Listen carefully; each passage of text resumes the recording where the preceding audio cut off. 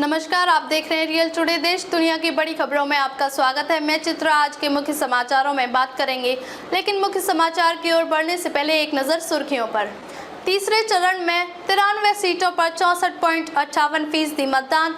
असम में सबसे ज्यादा 81.71% वोटिंग। आग के कहर ने बढ़ाई चिंता, सीएम के कार्यक्रम स्थगित। आज देहरादून में समीक्षा बैठक। गोपनीय दस्तावेज मामले में ट्रंप के खिलाफ मुकदमे की कार्रवाई टली। पूर्व राष्ट्रपति ने जताई नाराजगी। आकाश आनंद पर ये थी गाज गिरने की बड़ी खबर। पलट दिया था मायावती का फैसला, उत्तराधिकार से हटाने की पूरी कहानी। सामाजिक न्याय के जरिए अमेठी राय बरेली में सियासत साधने की तैयारी, प्रियंका ने सौंपी जिम्मेदारी। ये तो थी सुर्खियां। अब चलते हैं बड़ी खबरों की ओर। लोकसभा चुनाव के तीसरे चरण में 11 राज्यों और केंद्र शासित प्रदेश की 93 सीटों पर मंगलवार को औसतन 64.58% मतदान हुआ है।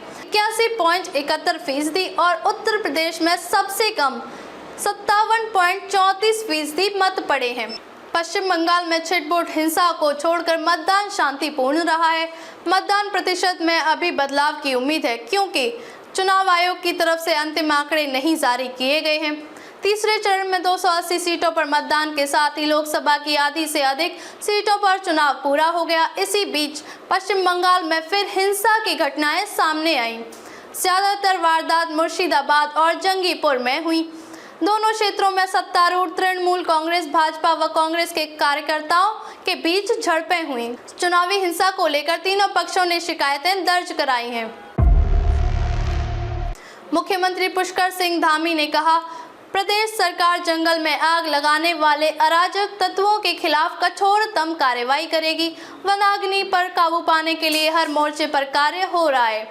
कहा, सेना की सहायता लेने के साथ ही अधिकारियों को भी ग्राउंड जीरो पर जाकर आग पर नियंत्रण पाने के निर्देश दिए गए हैं।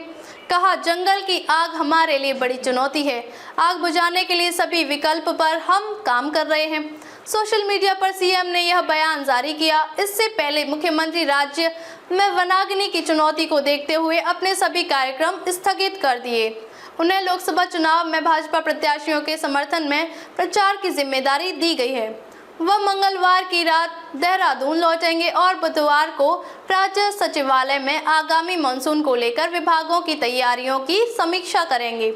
यह बैठक सुबह 10 बजे राज्य सचिवालय स्थगित वीर चंद्र सिंह गढ़वाली सभागार में होगी।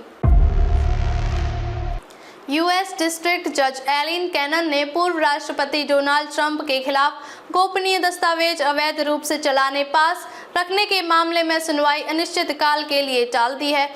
डोनाल्ड ट्रंप के खिलाफ गोपनीय दस्तावेज मामले की सुनवाई 20 मई से शुरू होनी थी। जज ने कहा कि कई अलंबित प्रस्तावों और विभिन्न प्री ट्रायल मुद्दों की वजह से यह सुनवाई टाली गई है। जज एलिन कैनन ने कई लंबित मुद्दों पर सुनवाई मई और जुलाई के अंत में करने का निर्देश दिया है। ऐसे में माना जा रहा है कि डोनाल्ड ट्रंप के खिलाफ गोपनीय दस्तावेज मामले की सुनवाई अगस्त में शुरू हो सकती है।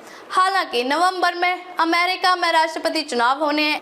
ऐसे में ट्रंप ने इस बात पर नाराजगी जताई कि सुनवाई के चलते उनका चुनाव प्रचार प्रभावित हो सकता है। डोनाल्ड ट्रंप ने बीते मार्च में अपने खिलाफ चल रहे गोपनीय दस्तावेज मामले को खारिज करने की मांग भी की थी। हालांकि जज ने मामला खारिज करने से इनकार कर दिया था।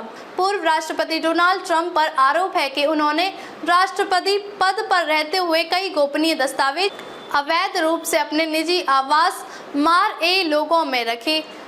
जब एफबीआई एजेंट्स उन गोपनीय दस्तावेजों को वापस लेने गए तो ट्रंप पर सरकारी काम में बाधा डालने का प्रयास करने का भी आरोप है।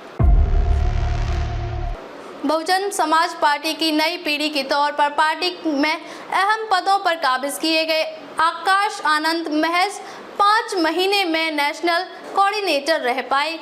आकाश को बीते वर्ष दिसंबर में लखनऊ में हुए पदाधिकारियों के सम्मेलन में मायावती ने अपना उत्तराधिकारी घोषित किया था। आकाश के इस रुख का सियासी फायदा चंद्रशेखर को मिलने की संभावना जताई जाने लगी। इसके बाद उन्होंने सीतापुर में दिए अपने भड़काऊ भाषण से पार्टी नेतृत्व को नाराज करने में कोई कसर बाकी नहीं रखी।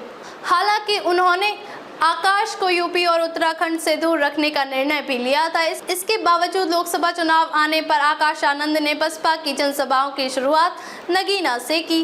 जानकारों की माने तो इस जनसभा में उन्होंने आजाद समाज पार्टी के अध्यक्ष एवं नगीना के प्रत्याशी चंद्रशेखर आजाद और रावण पर सीधा हमला बोला, जो बसपा नेतृत्व को रास नहीं आया। आकाश के इस रुख का सियासी फायदा चंद्रशेखर को मिलने की संभावना जताई जाने लगी। इसके बाद उन्होंने सीतापुर में दिए अपने भड़काऊ भाषण से पार्टी नेतृत्व को नाराज करने में कोई कसर बाकी नहीं रखी। कांग्रेस ने रायबरेली और अमेठी में सियासी समर जीतने के लिए नई रणनीति अपनाई है। विधानसभा क्षेत्र को सेक्टर वार बांट दिया है। हर न्याय पंचायत में सेक्टर कमेटी कार्य करेगी। संबंधित क्षेत्र की आबादी के हिसाब से वहां सामाजिक समीकरण साधने की तैयारी है। कमेटी में स्थानीय और बाहरी दोनों नेताओं को शामिल किया है। इसके लिए प्रदेश में पिछड़े, दलित और अल्पसंख्यक नेताओं को बुलाया गया है। खास तौर से जिन इलाके में चुनाव हो चुका है, वहां के 100% नेताओं को यहां लगाया गया है। रायबरेली से राहुल गांधी और अमेठी से गांधी परिवार के खास रहे KL शर्मा चुनाव मैदान में हैं। इन दोनों क्षेत्रों का चुनाव संचालन पार्टी महासचिव प्रियंका गांधी कर रही हैं। वह सोमवार शाम से रायबरेली में डेरा डाल दी हैं। मंगलवार को विभिन्न संगठनों की बैठक के बाद ताबड़तोड़ ब्लॉक कमेटियों की बैठक हुई। कैसे लगे समाचार कमेंट करके जरूर बताएं। वीडियो पसंद आया हो तो लाइक कीजिए। देश और दुनिया की बड़ी खबर के साथ अपडेट रहने के लिए चैनल को सब्सक्राइब करें। अब तक के लिए बस इतना ही। फिर होगी आपसे मुलाकात कुछ ऐसी ही बड़ी खबरों के साथ। तब तक के लिए नमस्कार और देखते रहिए रियल टुडे।